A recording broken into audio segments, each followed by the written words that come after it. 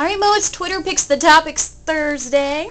Best day of the week on One Mo Thing, because our Twitter followers give us the topics they want us to talk about. They ask us questions, and then we shoot a silly little video. All right, Jillian Ray starts with, how can we change preseason short of eliminating it? Preseason football short of eliminating it? Good luck. Here's one idea, and it's an idea that I think would work. It's an idea that's unlikely to come to fruition. Take preseason football and play the games during the day, during the week. Businessmen specials. Look at a day like today. Reds play the Phillies tonight. Now, I am going to watch the Bengals and Packers. I'm a season ticket holder. I'm force-fed 2 fake football game tickets. I'm going to go have a good time. Quite frankly, I prefer to watch Cueto v. Hamels. Reds-Phillies. See if the Reds can reduce their magic number even further. But I'm going to go watch pretend football at least for a while.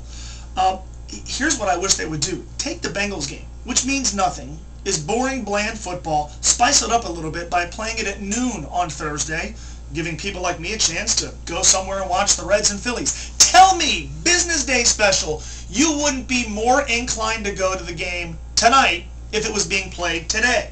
You blow off work, you tailgate in the morning, you flip off the boss, metaphorically, by going to watch football, or at least a reasonable facsimile. Clearly you would go. Look, the reason we love the NCAA tournament, among many reasons, is the games are played oftentimes noon, 1 o'clock on a Thursday or Friday, when ordinarily you're working. That's why we like it. If the NCAA tournament wasn't played during the day, during the week, we wouldn't like it nearly as much. We would like the preseason just a little bit more. If every team was required to play one home game during the day, during the week, I'd be a lot more enthusiastic about going. I think you'd be a lot more enthusiastic about going. All right, Billy Blackburn wants to know, Bengals Steelers or Game 6 of the NLCS, which one are you going to? October 21st is going to present Cincinnati fans with maybe a little bit of a conundrum. If you hold season tickets, or if you just hold tickets to either the Bengals-Steelers game and then obviously Game 6 of the NLCS. Now, a couple of things need to happen. The Reds need to make it to the NLCS. The Reds, in order to host Game 6, if the series were to go that far, they would have to be the higher seed. If that's the case, National League Championship Series Game 6 would be scheduled to be played, I believe, at 6 o'clock. Bengals-Steelers kicks off at around 8:20. So the thing I'm going to do is try to invest in downtown parking and charge people, maybe $300 for a parking spot, because parking would be at a premium. As far as which one I would go to, if we couldn't work it out to have the games played, apart from each other, like we had in 2010, Bengals-Buccaneers, the Chad Johnson drop game, the Carson Palmer got booed game, and then, Game 3, NLDS, Cole Hamels stuck it to the Reds 2-hitter. If we couldn't do it like a 1 o'clock, 7 o'clock deal, if we had to play them simultaneously, and if I was fortunate enough to have tickets to both, look, I've been to Bengals-Steelers games, I've been to Sunday Night Football. I have yet to attend a National League Championship Series game, at least where the Reds won. I went in 1995 and the Reds lost. I have yet to see a team wrap up a berth in the World Series. And in Game 6, somebody, hopefully the Reds, would have that chance. I go by the magnitude of the game. And as much as of a Bengals fan as I am, NLCS Game 6 is bigger, and I could probably sell my tickets to Steeler fans. All right, Mr. Redlegs 11. What's your thoughts on Twitter's impact on the lives of sports fans? Here's what it's done. It's made sports talk radio the house of reason. It's made sports talk radio hosts the voice of reason. It used to be, we were kind of the domain of people who were a little crazy, a little over-emotional, lacked perspective. Twitter has taken over. Now, Twitter, the cool thing about Twitter is immediacy. But with emotion and immediacy, you get people oftentimes saying really dumb things. I don't like hosting post-game radio shows because people are sometimes unreasonable. Hell, I'm unreasonable. I hate hosting a Bengals post-game show because I haven't had time to step away from the game and the fan in me, and I've still got emotion in it, and I babble much more so than I do during the week, and people are calling and they're still really worked up about the game and wrapped up in it, whereas the next day, people are a little bit more rational, a little bit more sober, a little bit more calm, they've got perspective, and Twitter, to a much, much larger degree, it's instantaneous. It's, I'm feeling this right now, and so I'm going to tweet it.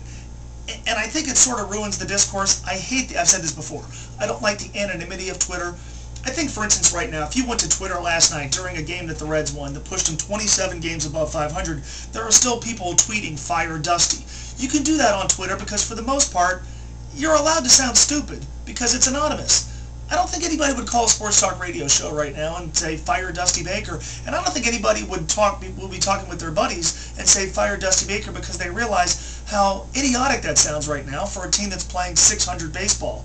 But on Twitter, you can get away with that. And so that, along with the obvious, it's a great news gathering tool. It's a great way to fire off one-liners. I think Twitter has replaced Super Bowl parties, because I think people would rather make snarky comments on Twitter than, hang out on a Sunday night.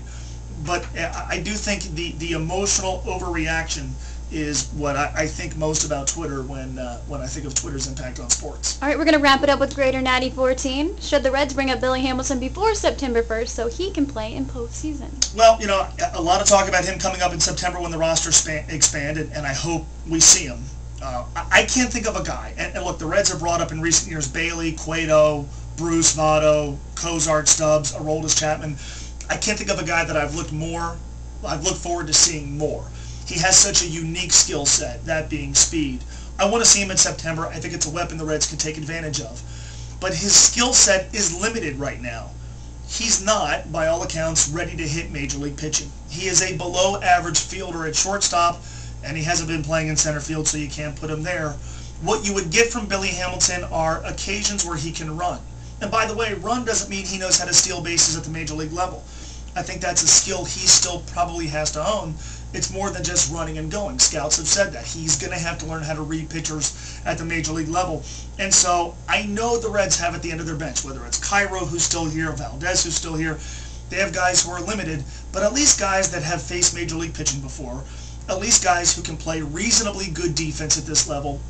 And while they might not have as dynamic a skill set as Billy Hamilton has with his legs, I just can't take the risk. In games that are probably going to be close, I can't take the risk in running Billy Hamilton, who's never faced AAA pitching, getting an at-bat in a postseason game with the game and perhaps the season on the line.